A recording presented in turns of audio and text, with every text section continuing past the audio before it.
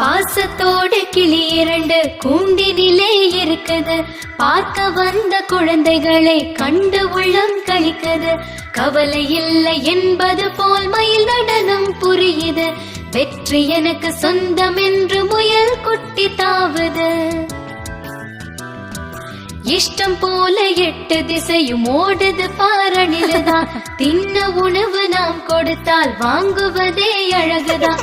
குரங்கு ஒன்று மரத்தில் ஏறி ஊஞ்சலாடி காட்டுது.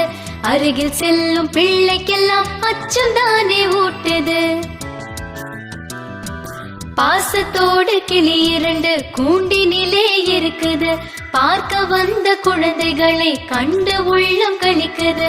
காட்டில் வாழும் விலங்கை நாமும் கண்டு ரசிக்க